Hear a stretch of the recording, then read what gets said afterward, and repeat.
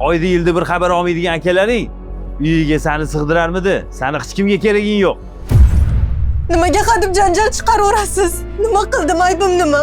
Har doim shu ahvol, arzimagan narsani deb janjal chiqarasiz. Bo'ldi, boshqa chidolmayman. Chidasang shu, chidamasang ana katta ko'cha. Ketaman, ajrashaman siz bilan.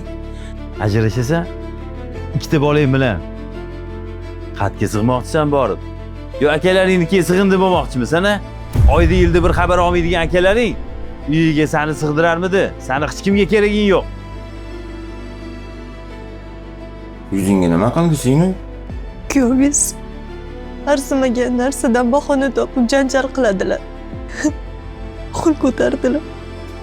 Aka, iltimos o'zingiz gaplashib qo'ying, boshqa chidolmayman.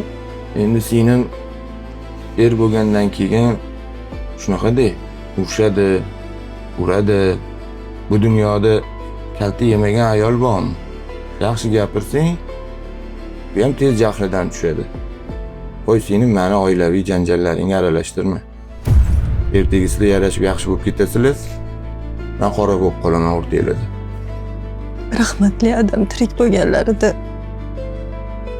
himoyasiz qolmasdim.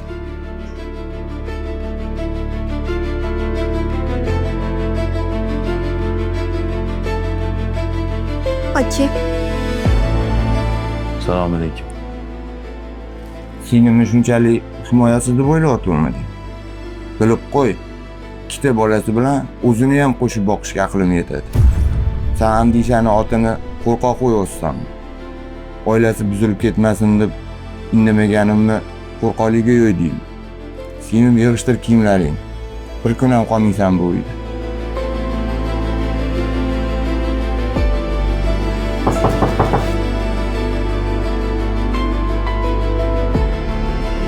Assalomu alaykum aka. Iltimos, meni kechiring. Men oilamsiz yashay olmas ekanman. Shunga oilamni olib ketgani keldim. Va alaykum assalom. Kiring.